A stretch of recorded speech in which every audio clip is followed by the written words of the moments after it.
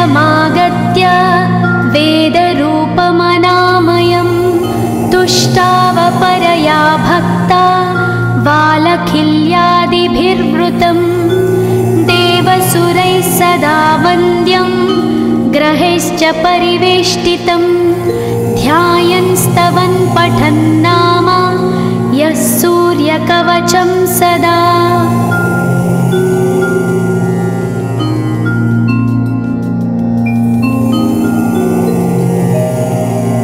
कवचं गृणिः पातु शिरोदेशं सूर्यः पालं च पातु मे आदित्यो लोचने पातु श्रुतिपातः प्रभाकरः घ्राणं पातु सदा भानो अर्कपातु तथा।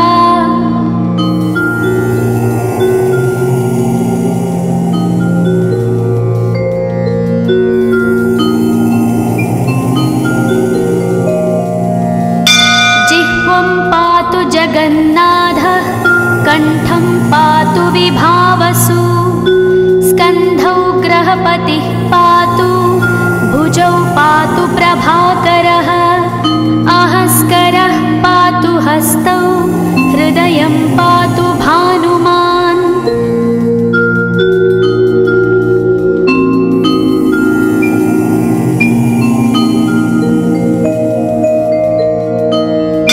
मध्यं च पातु सप्ताश्वो नाभिं पातु नभोमणिः द्वादशात्मा कटिं पातु सविता पातु सक्तिनी ऊरू पातु सुरश्रेष्ठो जानुनी पातु भास्करः जङ्घे पातु च मार्ताण्डो गुल्फौ पातु त्विषाम्पतिः।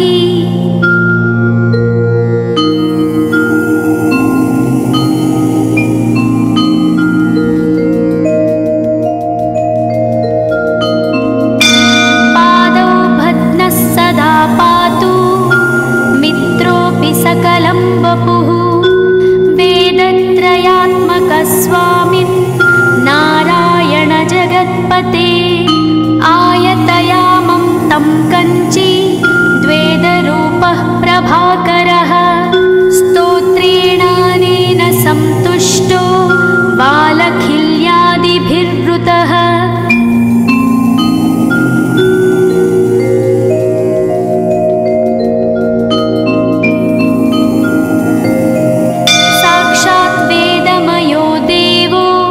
रथारूढः समागतः तं दृष्ट्या सहस्तोत्थाय दण्डवत् प्रणमन् भुवि कृताञ्जलिपुटो भूत्वा सूर्यस्याग्रे स्तुवत्तदा वेदमूर्तिः महाभागो ज्ञानदृष्टिर्विचार्य च ब्रह्मणा स्थापितं पूर्वं यथा यमाविवर्जितम्।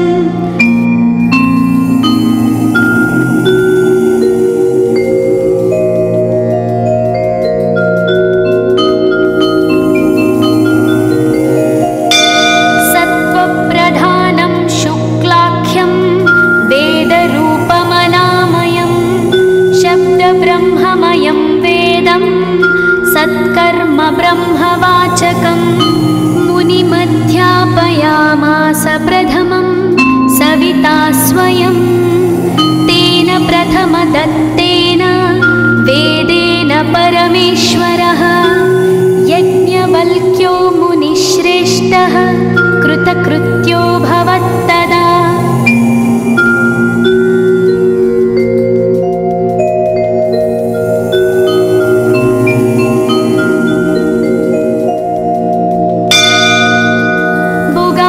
सकलान् वेदान् ज्ञातवान् सूर्यसन्निधौ इदं स्तोत्रं महापुण्यं पवित्रं पापनाशनं यः पठेच्छृणुयाद्वापि सर्वपापैः प्रमुच्यते वेदार्थज्ञानसम्पन्नः सूर्यलोकमवाप्नुयात्।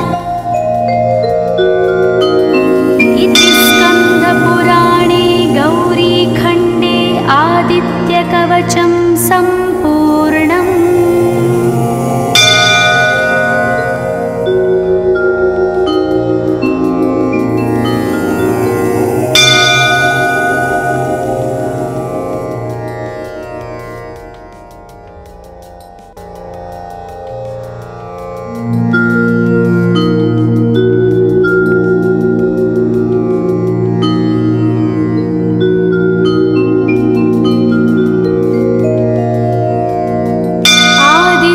कवचं ध्यानम् उदयाचलमागत्य वेदरूपमनामयं तुष्टावपरया भक्ता वालखिल्यादिभिर्वृतं देवसुरैः सदा वन्द्यं ग्रहैश्च परिवेष्टितं ध्यायन् स्तवन् पठन् नाम यः सूर्यकवचं सदा।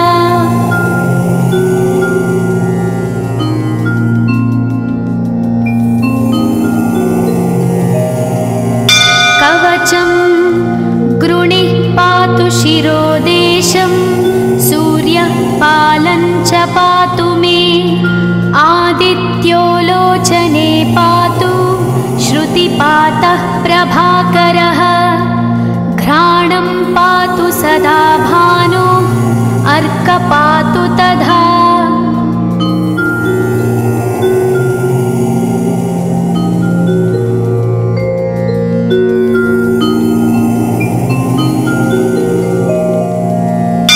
जिह्वं पातु जगन्नाथः कण्ठं पातु विभावसु स्कन्धौ ग्रहपतिः पातु भुजौ पातु प्रभाकरः अहस्करः पातु हस्तौ हृदयं पातु भानुमान्।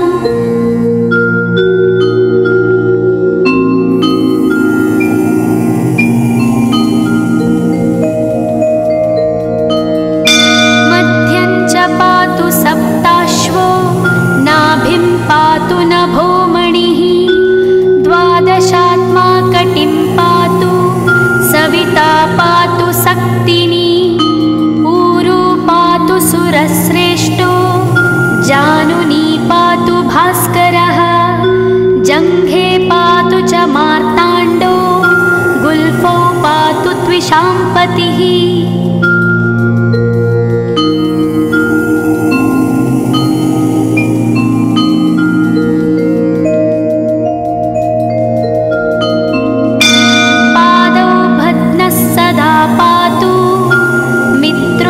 सकलं वपुः वेदत्रयात्मकस्वामिन् नारायण जगत्पते आयतयामं तं कञ्ची द्वेदरूपः प्रभाकरः स्तोत्रेणानेन सन्तुष्टो वालखिल्यादिभिर्वृतः।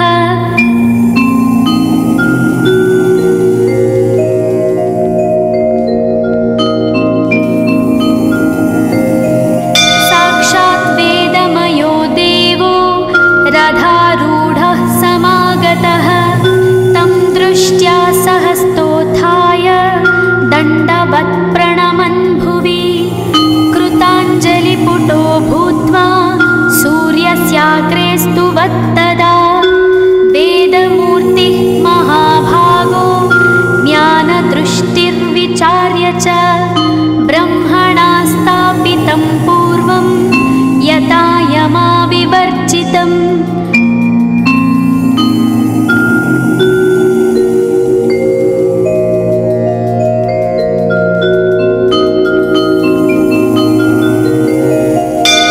सत्त्वप्रधानं शुक्लाख्यं वेदरूपमनामयं शब्दब्रह्ममयं वेदं सत्कर्म ब्रह्मवाचकम् मुनिमध्यापयामास प्रथमं सविता स्वयं तेन प्रथमदत्तेन वेदेन परमेश्वरः यज्ञवल्क्यो मुनिश्रेष्ठः कृतकृत्यो भवत्तदा।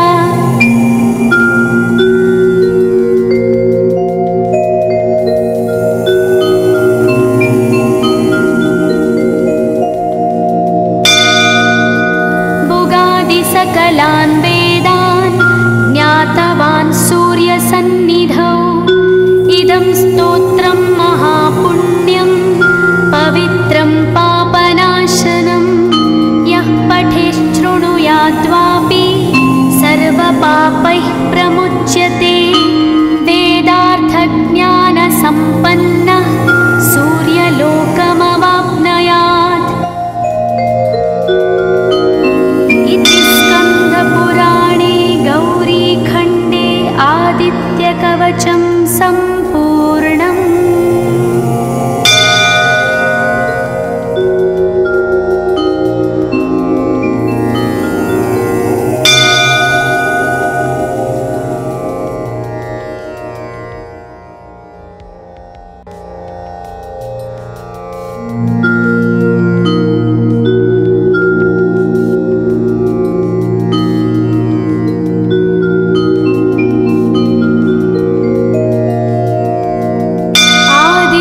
कवचं ध्यानम् उदयाचलमागत्य वेदरूपमनामयं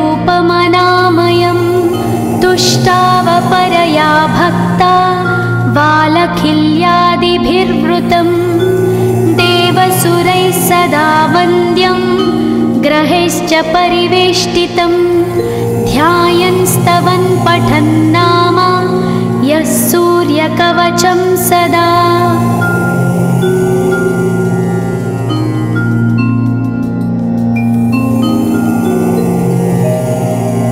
कवचं गृणिः पातु शिरोदेशं सूर्यः पालं च पातु मे आदित्यो लोचने पातु श्रुतिपातः प्रभाकरः घ्राणं पातु सदा भानो अर्क पातु तथा।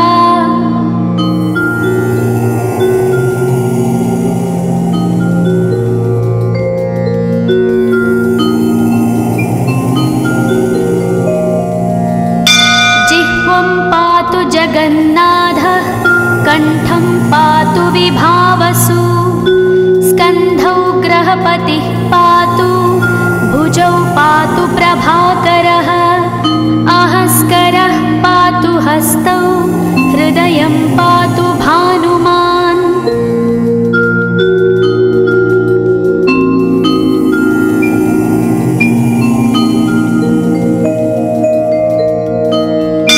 मध्यं च पातु सप्ताश्वो नाभिं पातु नभोमणिः द्वादशात्मा कटिं पातु सविता पातु सक्तिनी ऊरू पातु सुरश्रेष्ठो जानुनी पातु भास्करः जङ्घे पातु च मार्ताण्डो गुल्फौ पातु त्विषाम्पतिः।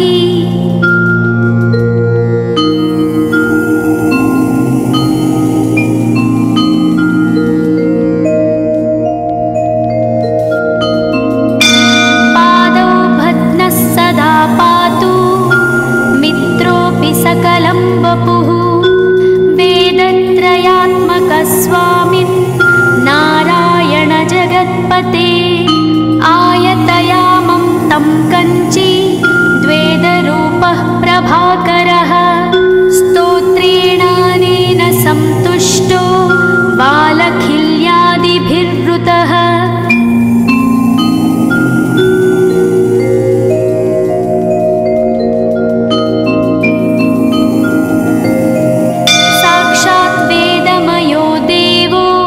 रथारूढः समागतः तं दृष्ट्या सहस्तोत्थाय दण्डवत् प्रणमन् भुवि कृताञ्जलिपुटो भूत्वा सूर्यस्याग्रे स्तुवत्तदा वेदमूर्तिः महाभागो ज्ञानदृष्टिर्विचार्य च ब्रह्मणा स्थापितं पूर्वं यथा यमाविवर्जितम्।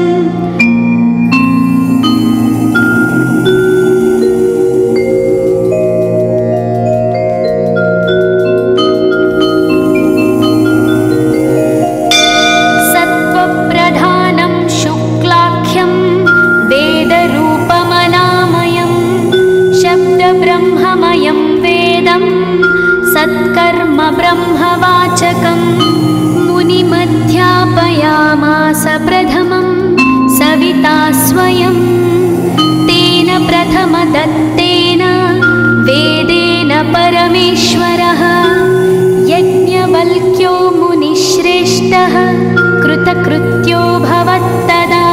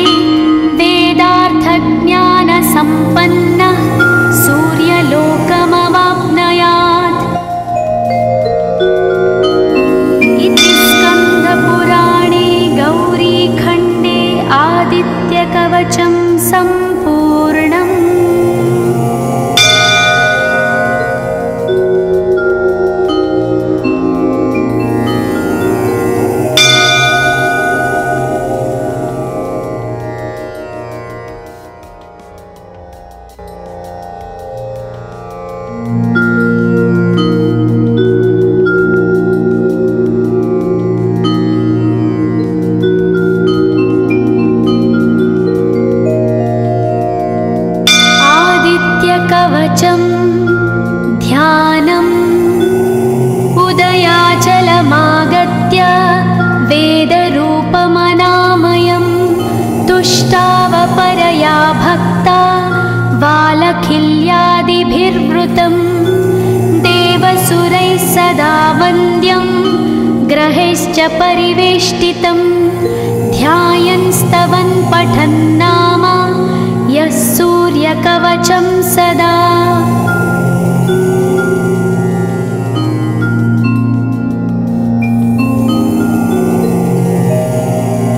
कवचं गृणिः पातु शिरोदेशं सूर्यः पालं च पातु मे आदित्यो लोचने पातु श्रुतिपातः प्रभाकरः घ्राणं पातु सदा भानो अर्कपातु तथा।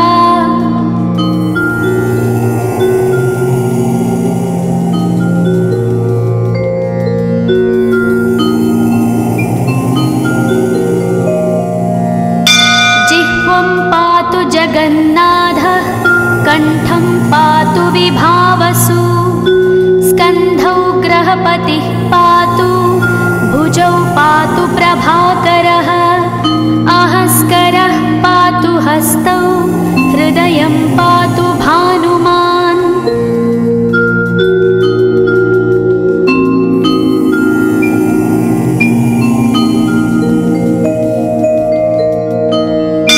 मध्यं च पातु सप्ताश्वो नाभिं पातु नभोमणिः द्वादशात्मा कटिं पातु सविता पातु सक्तिनी ऊरू पातु सुरश्रेष्ठो जानुनी पातु भास्करः जङ्घे पातु च मार्ताण्डो गुल्फौ पातु त्विषाम्पतिः।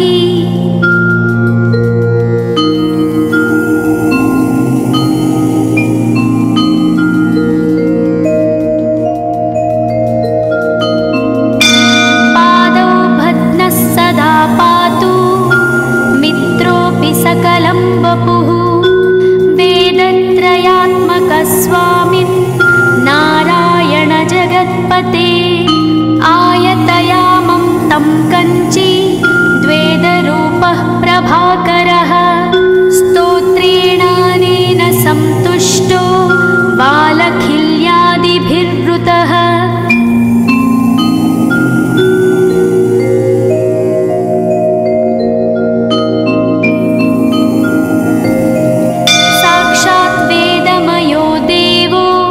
रथारूढः समागतः तं दृष्ट्या सहस्तोत्थाय दण्डवत् प्रणमन् भुवि कृताञ्जलिपुटो भूत्वा सूर्यस्याग्रे स्तुवत्तदा वेदमूर्तिः महाभागो ज्ञानदृष्टिर्विचार्य च ब्रह्मणा स्थापितं पूर्वं यथा यमाविवर्जितम्।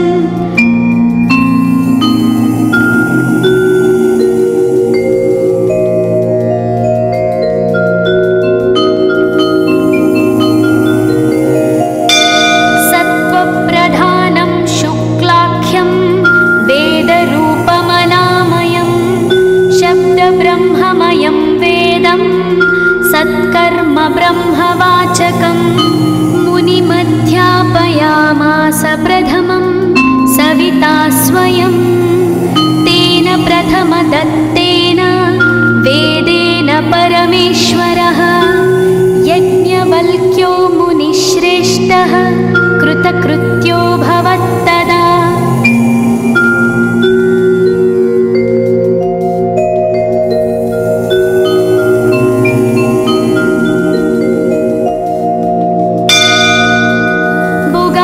सकलान् वेदान् ज्ञातवान् सूर्यसन्निधौ इदं स्तोत्रं महापुण्यं पवित्रं पापनाशनं यः पठेच्छृणुयाद्वापि सर्वपापैः प्रमुच्यते वेदार्थज्ञानसम्पन्नः सूर्यलोकमवाप्नुयात्।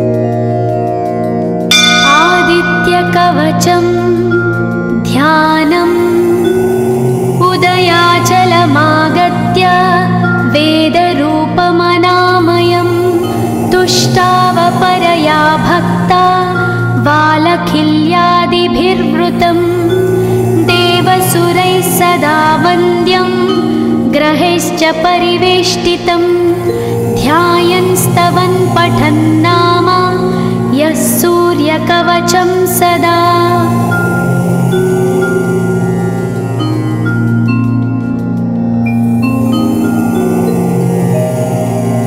कवचं गृणिः पातु शिरोदेशं सूर्यः पालं च पातु मे आदित्यो लोचने पातु श्रुतिपातः प्रभाकरः घ्राणं पातु सदा भानो अर्कपातु तथा।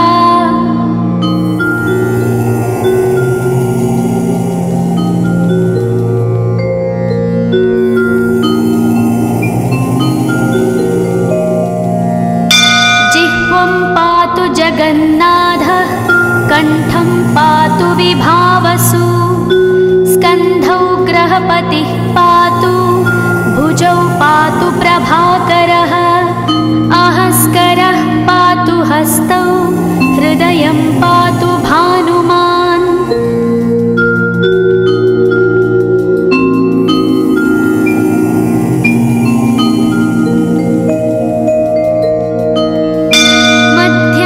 पातु सप्ताश्वो नाभिं पातु नभोमणिः द्वादशात्मा कटिं पातु सविता पातु सक्तिनी ऊरू पातु सुरश्रेष्ठो जानुनी पातु भास्करः जङ्घे पातु च मार्ताण्डो गुल्फौ पातु त्विषाम्पतिः।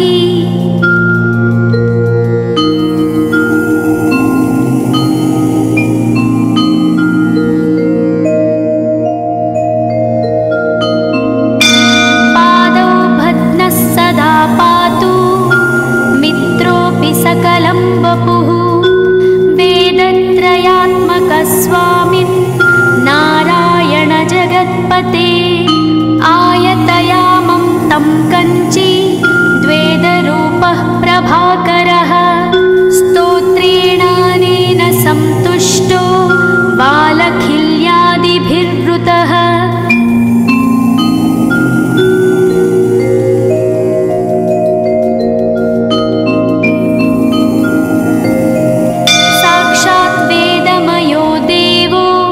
रथारूढः समागतः तं दृष्ट्या सहस्तोत्थाय दण्डवत् प्रणमन् भुवि कृताञ्जलिपुटो भूत्वा सूर्यस्याग्रे स्तुवत्तदा वेदमूर्तिः महाभागो ज्ञानदृष्टिर्विचार्य च ब्रह्मणा स्थापितं पूर्वं यथा यमाविवर्जितम्।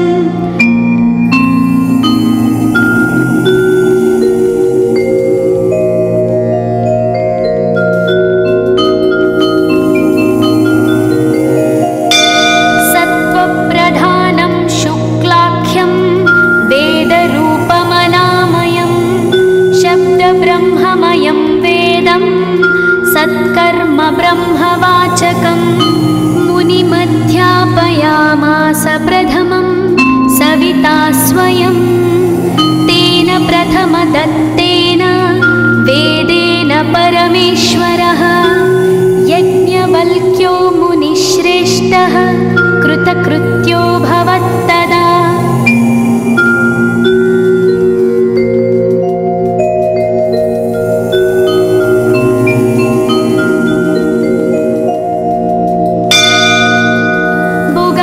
सकलान् वेदान् ज्ञातवान् सूर्यसन्निधौ इदं स्तोत्रं महापुण्यं पवित्रं पापनाशनं यः पठेत् शृणुयाद्वापि सर्वपापैः प्रमुच्यते वेदार्थज्ञानसम्पन्नः सूर्यलोकमवाप्नुयात्।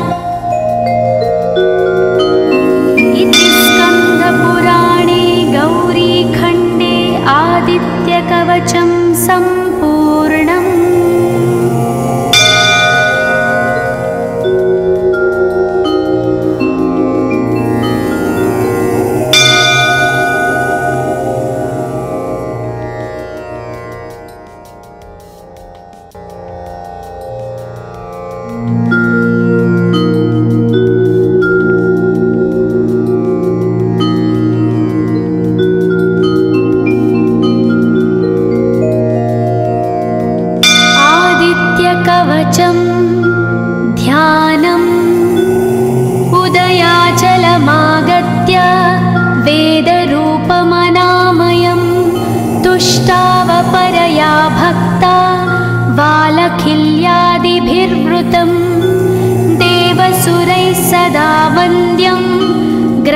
सूर्यैश्च परिवेष्टितं ध्यायन् स्तवन् पठन् नाम यः सूर्यकवचं सदा।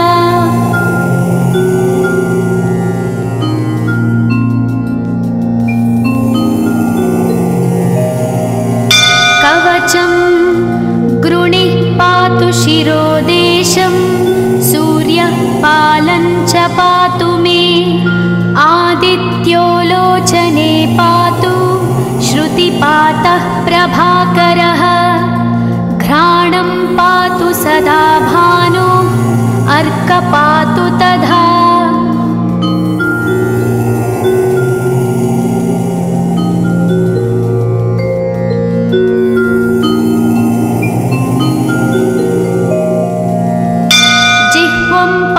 जगन्नाथः कण्ठं पातु विभावसु स्कन्धौ ग्रहपतिः पातु भुजौ पातु प्रभाकरः अहस्करः पातु हस्तौ हृदयं पातु भानुमान्।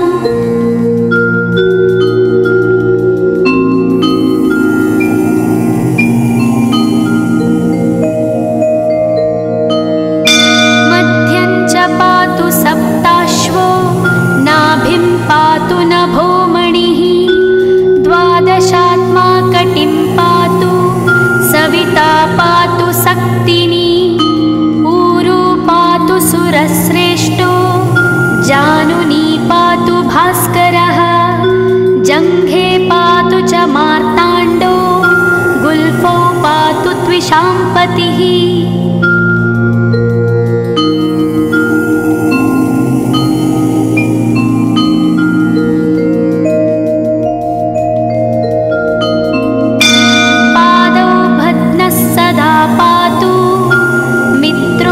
सकलं वपुः वेदत्रयात्मकस्वामिन् नारायण जगत्पते आयतयामं तं कञ्ची द्वेदरूपः प्रभाकरः स्तोत्रेणानेन सन्तुष्टो बालखिल्यादिभिर्वृतः।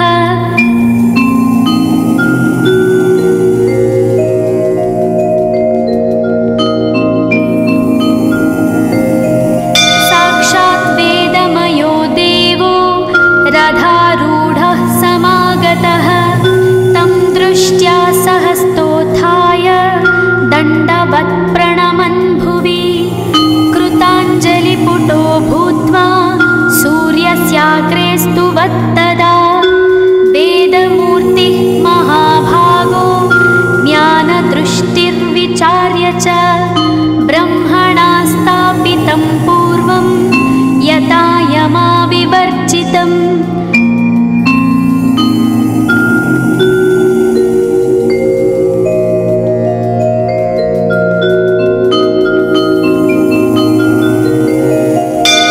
सत्त्वप्रधानं शुक्लाख्यं वेदरूपमनामयं शब्दब्रह्ममयं वेदं सत्कर्म ब्रह्मवाचकम् मुनिमध्यापयामास प्रथमं सविता स्वयं तेन प्रथमदत्तेन वेदेन परमेश्वरः यज्ञवल्क्यो मुनिश्रेष्ठः कृतकृत्यो भवत्तदा।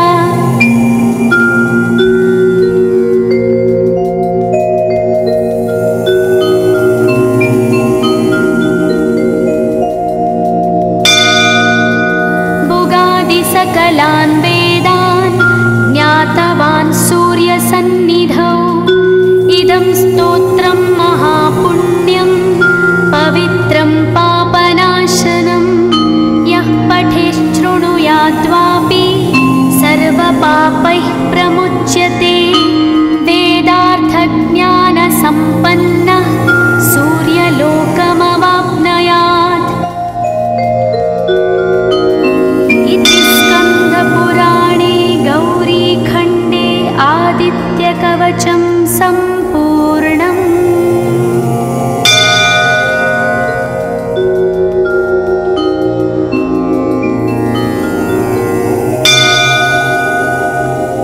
ॐ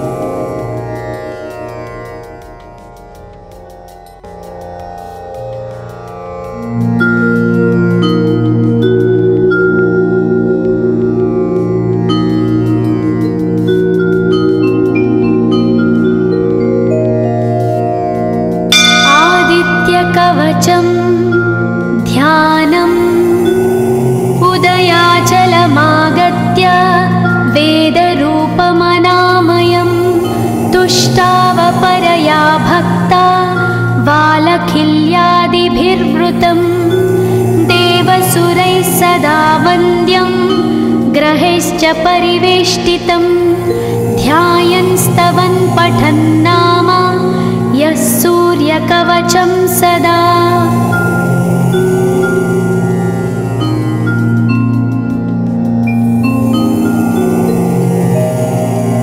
कवचं गृणिः पातु शिरोदेशं सूर्यः पालं च पातु मे आदित्यो लोचने पातु श्रुतिपातः प्रभाकरः घ्राणं पातु सदा भानो अर्कपातु तथा।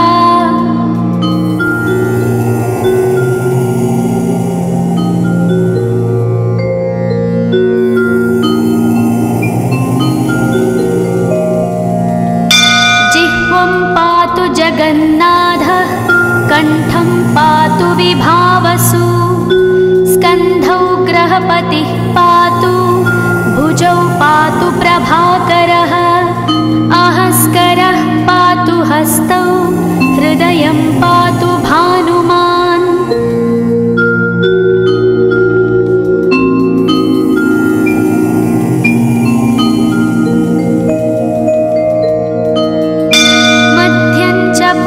सप्ताश्वो नाभिं पातु नभोमणिः द्वादशात्मा कटिं पातु सविता पातु सक्तिनी ऊरू पातु सुरश्रेष्ठो जानुनी पातु भास्करः जङ्घे पातु च मार्ताण्डो गुल्फौ पातु त्विषाम्पतिः।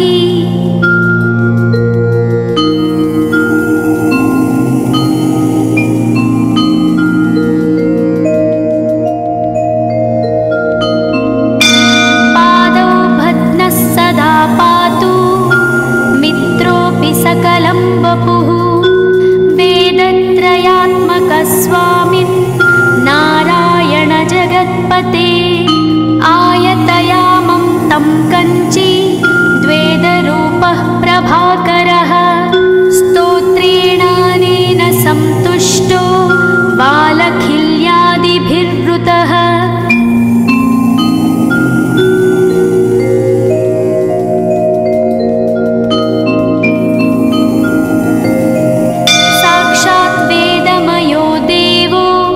रथारूढः समागतः तं दृष्ट्या सहस्तोत्थाय दण्डवत् प्रणमन् भुवि कृताञ्जलिपुटो भूत्वा सूर्यस्याग्रे स्तुवत्तदा वेदमूर्तिः महाभागो ज्ञानदृष्टिर्विचार्य च ब्रह्मणा स्थापितं पूर्वं यथा यमाविवर्जितम्।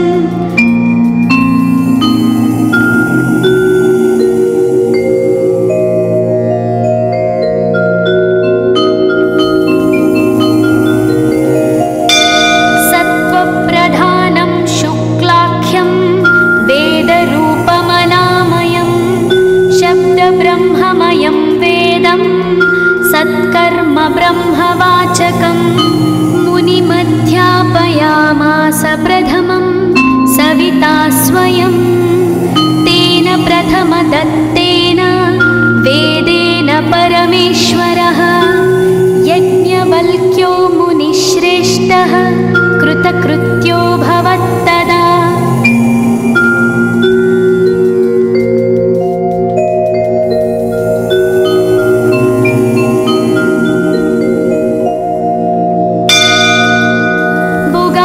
सकलान् वेदान् ज्ञातवान् सूर्यसन्निधौ इदं स्तोत्रं महापुण्यं पवित्रं पापनाशनं यः पठेत् शृणुयाद्वापि सर्वपापैः प्रमुच्यते वेदार्थज्ञानसम्पन्नः सूर्यलोकमवाप्नुयात्। स्कन्दपुराणे गौरीखण्डे आदित्यकवचं सम्पूर्णम्।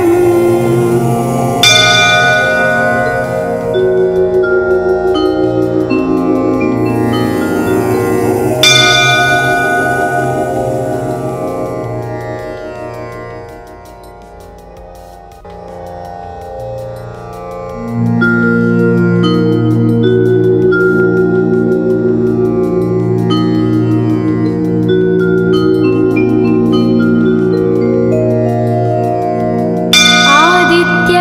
कवचं ध्यानम् उदयाचलमागत्य वेदरूपमनामयं तुष्टावपरया भक्ता वालखिल्यादिभिर्वृतं देवसुरैः सदा वन्द्यं ग्रहैश्च परिवेष्टितं ध्यायन् स्तवन् पठन् नाम यः सूर्यकवचं सदा।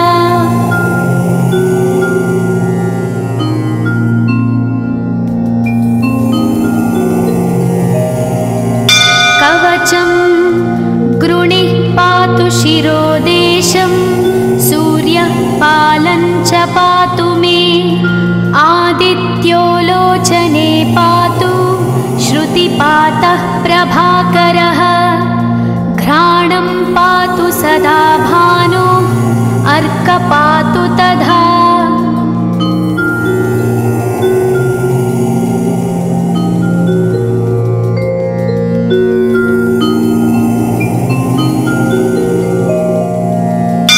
जिह्वं पातु जगन्नाथः कण्ठं पातु विभावसु स्कन्धौ ग्रहपतिः पातु भुजौ पातु प्रभाकरः अहस्करः पातु हस्तौ हृदयं पातु भानुमान्।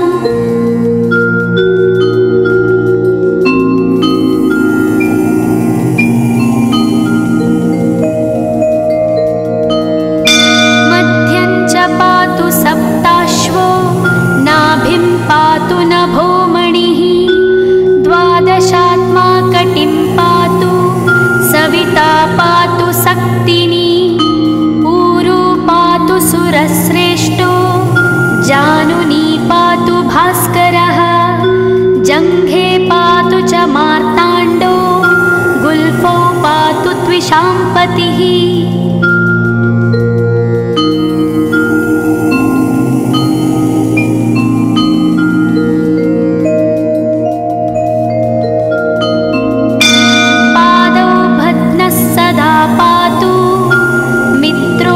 सकलं वपुः वेदत्रयात्मकस्वामिन् नारायण जगत्पते आयतयामं तं कञ्ची द्वेदरूपः प्रभाकरः स्तोत्रेणानेन सन्तुष्टो वालखिल्यादिभिर्वृतः।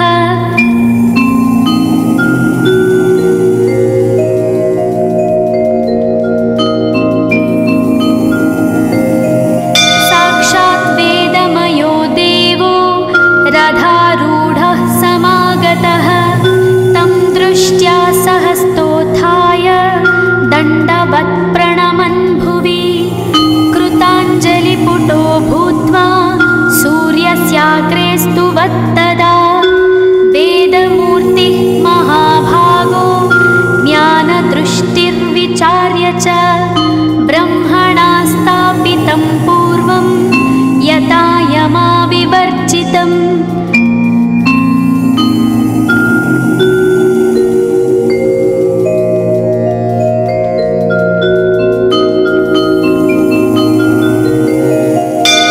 सत्त्वप्रधानं शुक्लाख्यं वेदरूपमनामयं शब्दब्रह्ममयं वेदं सत्कर्म ब्रह्मवाचकम् मुनिमध्यापयामास प्रथमं सविता स्वयं तेन प्रथमदत्तेन वेदेन परमेश्वरः यज्ञवल्क्यो मुनिश्रेष्ठः कृतकृत्यो भवत्तदा।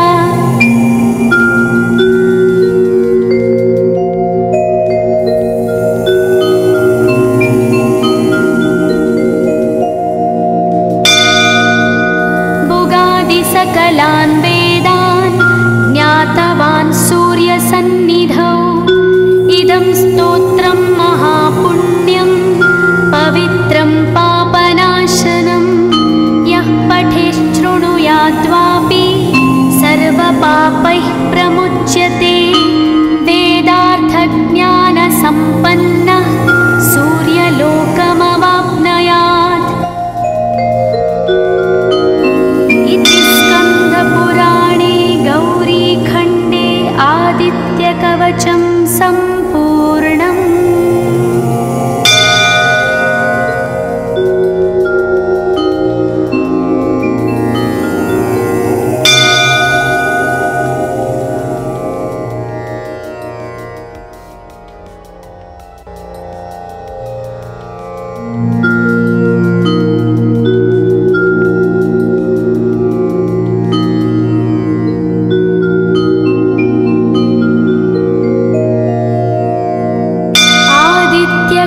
कवचं ध्यानम् उदयाचलमागत्य वेदरूपमनामयं तुष्टावपरया भक्ता वालखिल्यादिभिर्वृतं देवसुरैः सदा वन्द्यं ग्रहैश्च परिवेष्टितं ध्यायन् स्तवन् पठन् नाम यः सूर्यकवचं सदा।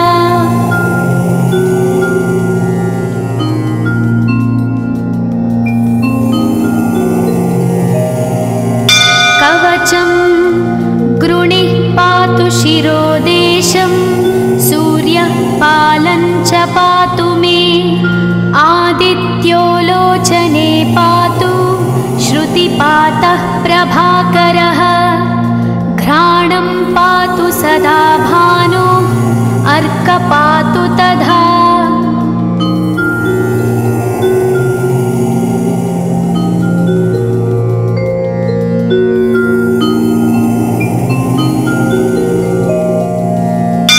जिह्वं पातु जगन्नाथः कण्ठं पातु विभावसु स्कन्धौ ग्रहपतिः पातु भुजौ पातु प्रभाकरः अहस्करः पातु हस्तौ हृदयं पातु भानुमान्।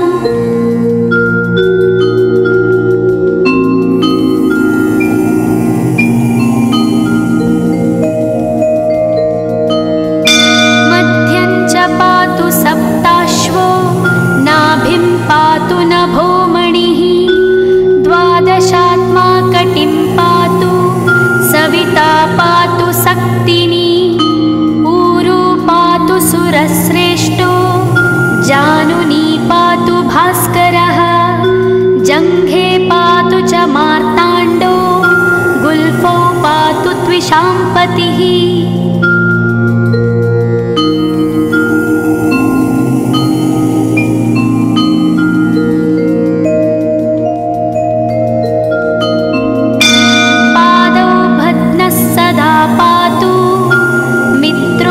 सकलं वपुः वेदत्रयात्मकस्वामिन् नारायण जगत्पते आयतयामं तं कञ्ची द्वेदरूपः प्रभाकरः स्तोत्रेणानेन सन्तुष्टो वालखिल्यादिभिर्वृतः।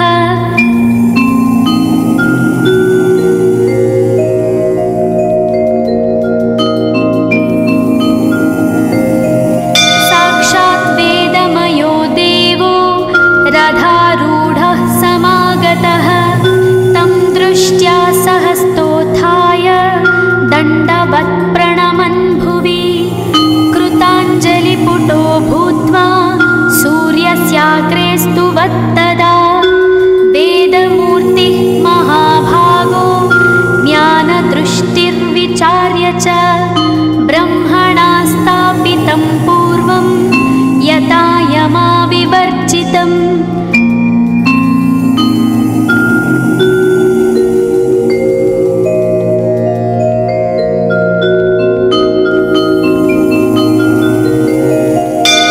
सत्त्वप्रधानं शुक्लाख्यं वेदरूपमनामयं शब्दब्रह्ममयं वेदं सत्कर्म ब्रह्मवाचकम् मुनिमध्यापयामास प्रथमं सविता स्वयं तेन प्रथमदत्तेन वेदेन परमेश्वरः यज्ञवल्क्यो मुनिश्रेष्ठः कृतकृत्यो भवत्तदा।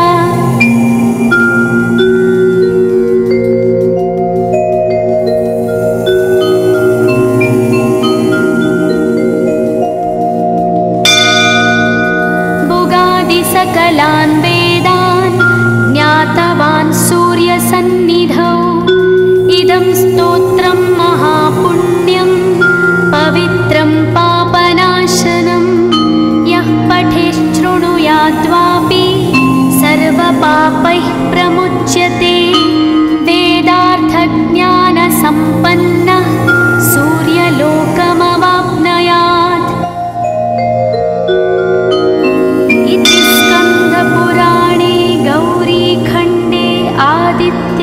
कवचं सम्पूर्णम्।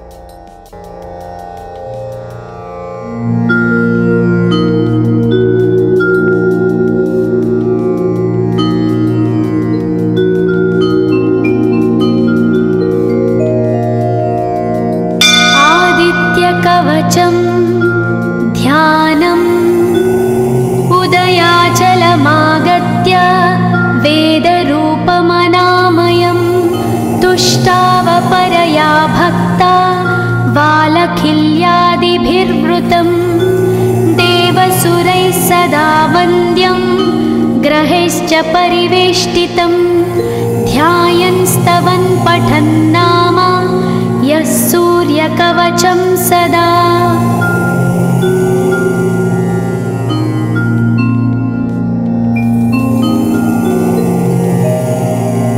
कवचं गृणिः पातु शिरोदेशं सूर्यः पालं च पातु मे आदित्यो लोचने पातु श्रुतिपातः प्रभाकरः घ्राणं पातु सदा भानो अर्क पातु तथा।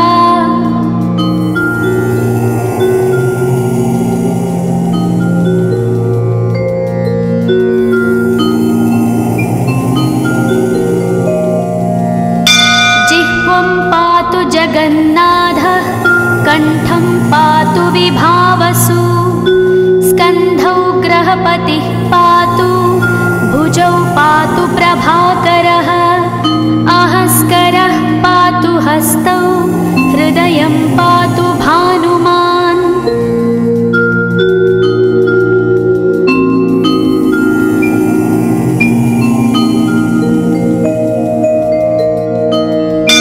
मध्यं च पातु सप्ताश्वो नाभिं पातु नभोमणिः द्वादशात्मा कटिं पातु सविता पातु सक्तिनी ऊरू पातु सुरश्रेष्ठो जानुनी पातु भास्करः जङ्घे पातु च मार्ताण्डो गुल्फौ पातु त्विषाम्पतिः।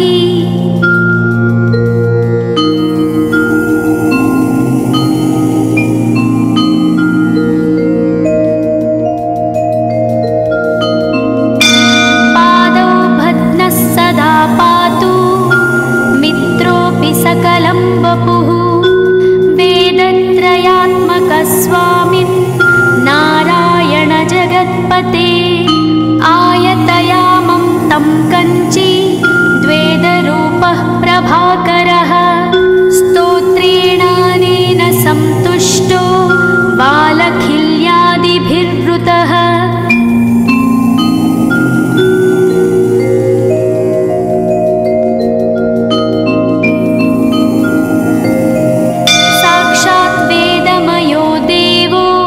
रथारूढः समागतः तं दृष्ट्या सहस्तोत्थाय दण्डवत् प्रणमन् भुवि कृताञ्जलिपुटो भूत्वा सूर्यस्याग्रे स्तुवत्तदा वेदमूर्तिः महाभागो ज्ञानदृष्टिर्विचार्य च ब्रह्मणा स्थापितं पूर्वं यथा यमाविवर्जितम्।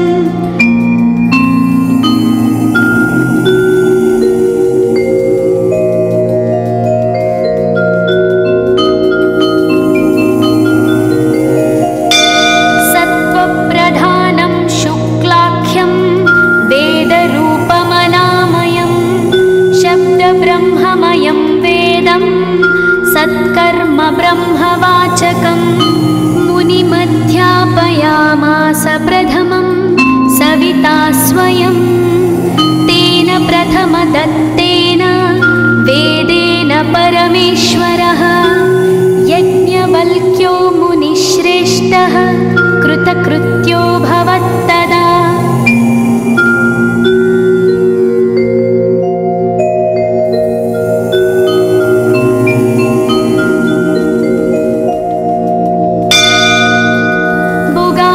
सकलान् वेदान् ज्ञातवान् सूर्यसन्निधौ।